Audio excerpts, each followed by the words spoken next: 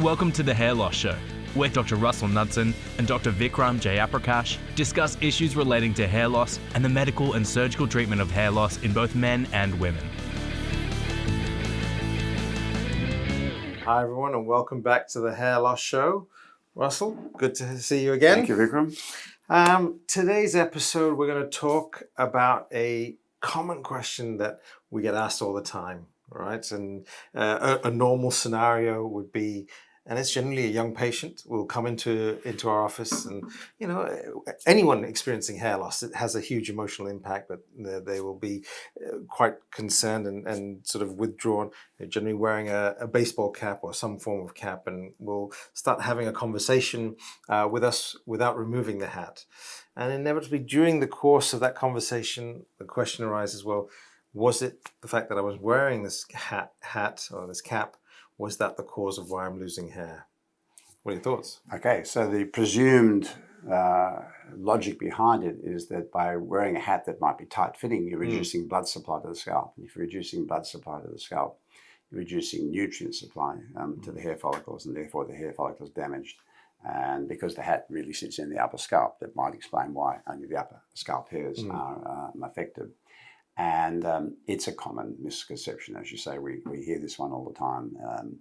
And the reality is, of course, that it has nothing to do whatsoever with wearing and I think we should make that very clear, that wearing a hat does not cause absolutely hair loss.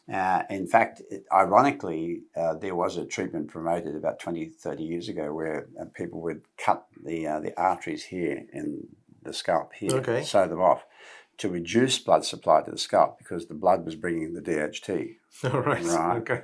And even one of our colleagues, believe it or not, had it done himself because he thought that might assist the process. And that turns out to be a fallacy as well. Right. Okay. Because most of what's going on happens inside the follicle, not what's being delivered to the follicle. So as we have so much experience operating on scalps, even in bald people, have plenty of blood supply. Yes. And so it would be pretty difficult to constrict enough blood supply to the scalp to make a difference. So I think we can conclusively set that one to nothing rest. to do with the hat. In fact, we give patients caps to wear home after surgery because for cosmetic purposes, to cover it up so that they don't have to walk down the street and have it known that they've been. And that's another misnomer, that you can't wear a hat after surgery. That's right, probably because it's going to damage the grafts. It's going to reduce the blood supply, and nothing could be further from the truth.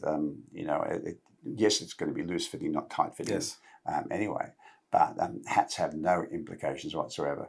And so if you've got these hats that you love to wear, by all means wear them. Right. It's not the cause of your hair loss. I mean, it's unbelievable how common that question is, and you get asked it almost on a daily basis. And I hope that this video puts that to rest, that there is no cause and effect between caps and absolutely. hair loss. Wear any hat you like and groove it. Caps or beanies, same is true. That's true. So that one's short and sweet. I hope that answers that question.